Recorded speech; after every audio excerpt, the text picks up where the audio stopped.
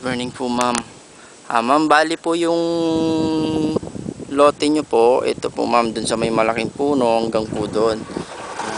Pinabuldoser ko na din po lahat, ma'am, para puminsanan po yung trabaho. Kasi sayang din po yung equipment po. Ayan po, mula po doon. Ayun, may daanan din po dito, ma'am. Pinabubakon na rin po. Ayan. Hanggang po dyan. Ayan po yung bulldozer. Andito po ako ngayon, kinakatayuan ko po dito sa lot nila Ma'am Carmelita. Ito, kapalibot po ako, ma'am. Ito po, hanggang dyan po yung lot nila Ma'am Carmelita po. Ayan. Ayan. Tinira ko po yung pala yung mga malalaking puno po ng siniguelas, mga prutas po, para po pag may makukuhang prutas din po. Ayan. Ito po yung daan natin, ma'am. Ito. Nandito po ako sa tabi ng cave po ngayon, ma'am. Ito po yung cave po. Dito po sa part na to.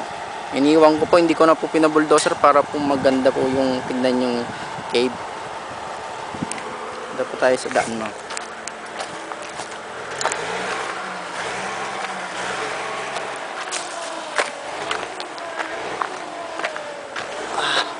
Ito po yung daan, ma'am.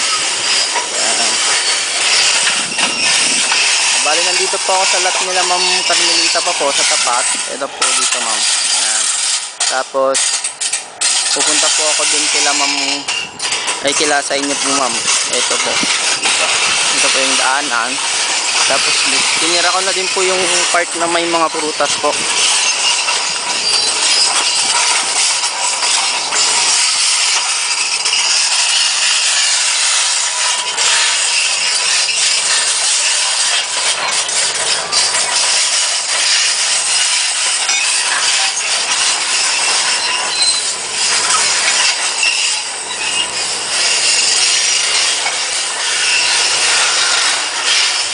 Ito, ma'am. Ito na po yung last ng part ng lupa niyo po, ma'am. Ito po. Dito po, ma'am. Itong part po na to, ma'am, hanggang dun sa bungad, ay hanggang dito sa bungad, hanggang dun po sa may beach front dito. Ito po yung lot niyo po. Ayan. Ayan po. Ito po yung daanan, ma'am. Then, ito po sa loob ng property niyo po dito sa taas. Ito po.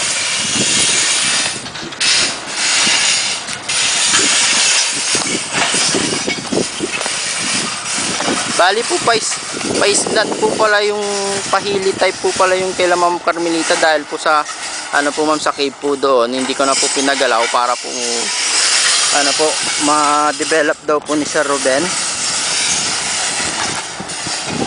Ayun, ma'am, ito po yung sa cave. Tapos yung paakyat po pa island na ganyan kila Ma'am Carmelita po. Ayan. Dito po, nandito po ako ngayon sa lot niyo, ma'am.